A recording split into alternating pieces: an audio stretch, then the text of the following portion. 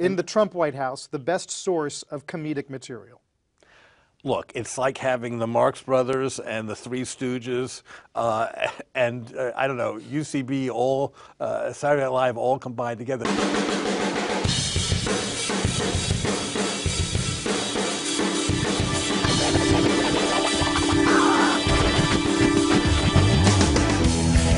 It's hard to top the headliner himself, the president, but certainly he's given a run for money by both Mike Pence and Sean Spicer, I'd say. Will you ever let a real politician on Veep? No. And why? It breaks the world we've created. We've created this world that has its own characters, its own reality, even though it's sort of set in the present. I've always felt with Trump, and this is just totally a theory, and it's probably half-baked and may well be wrong, but part of me feels he doesn't really love the job. He doesn't really want to do the job. He's incredibly lazy about doing the job. He can't even, it's hard to get him out of Mar-a-Lago, let alone to figure out how to, pass a law. And my feeling is he likes adulation, he likes public acclaim. If it turns dark for him or depressing for him, he might find a way to slither out of it, some way where he can claim victory and leave.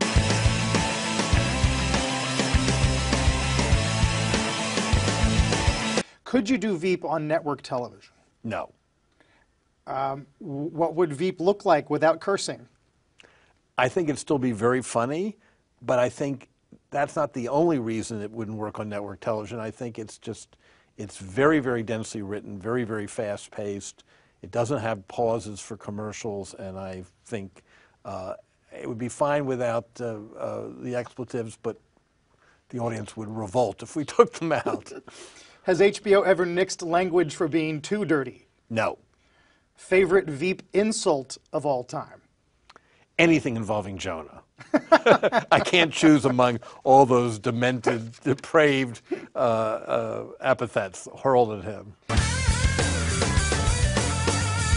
If we had had to compete with the actual Trump-Clinton election campaign in real time, I don't know how it would have played. We were lucky. We got it in just under the wire. How do you think the environment we're in then affects how parody or political satire is being written?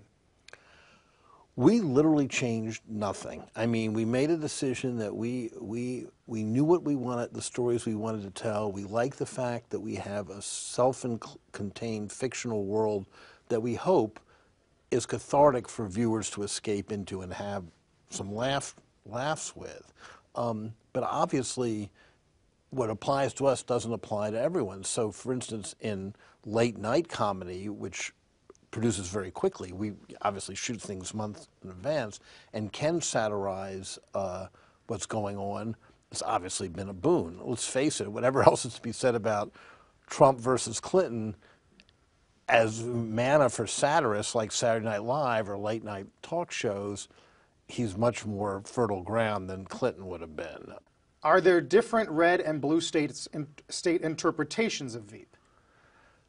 You know, weirdly, we've found that Republicans and Democrats seem to respond to the show. In fact, one famous example was both Elena Kagan and the late Justice Scalia talked about the show and were fans of it. They couldn't be more politically different, so we took that as a good sign. The biggest difference between being a critic and a creator? In other words, was it hard to read the early reviews of Veep? Luckily, that wasn't really tested because they were mostly good, but I'm sure that I would have been incredibly pissed off at a bad review as people were at me when I was a drama critic. A Broadway show you regret praising at the Times? Oh, that's mean. Okay.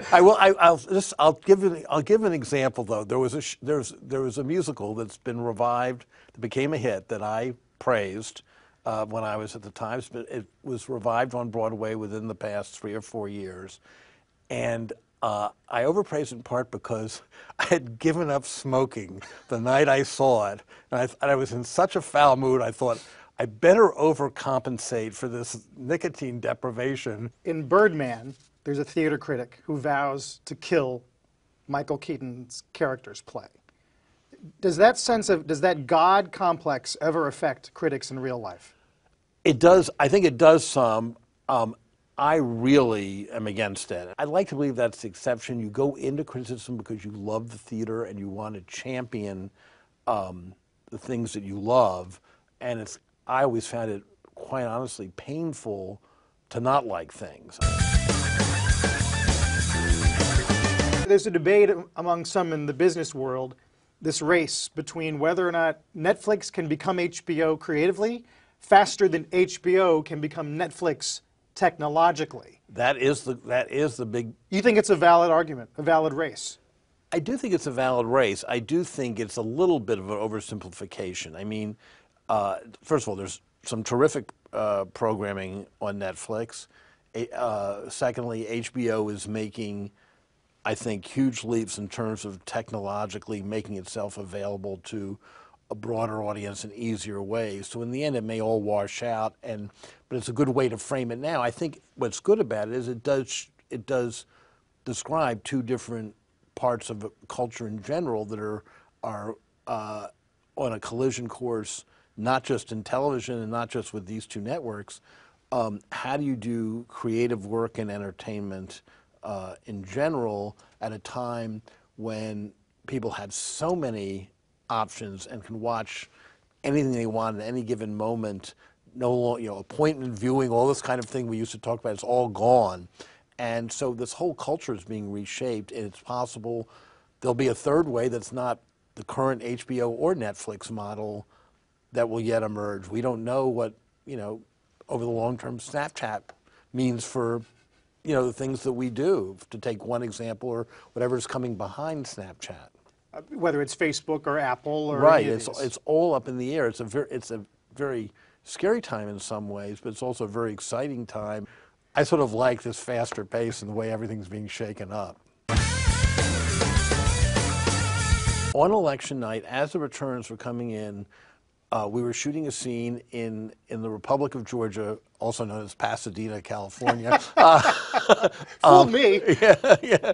And yes, we have a really good production team. It's very unsettling. Ultimately, in fact, we, although it was fine, we reshot some of that episode. Because of cast reactions to the returns? No, not because of, I think there was a little bit of an energy level. Just the whole thing felt discombobulated, and I think it found a weak moment for us. Maybe it would have happened anyway. I think in the days that followed that, a lot of conversations, actors talking to writers, producers like me talking to actors and writers, just trying to reorient ourselves and say, well, should we go on doing what we're doing, exactly what we're doing? We decided to do so, but it was something we talked about. Gee, maybe we should throw everything up in the air, but we didn't consider that very long. You mean bust up the story arc because of what had just happened? Yeah, not so much bust up the story arc. I never got that specific, but to think about, it was almost more existential. What are we doing? Can we be funny?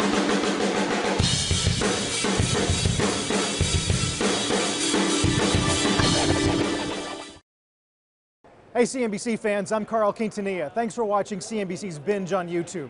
You can subscribe by clicking right here. Watch all of our interviews on the changing media landscape. You can also click on any of the videos around me to watch more from CNBC. Thanks for watching.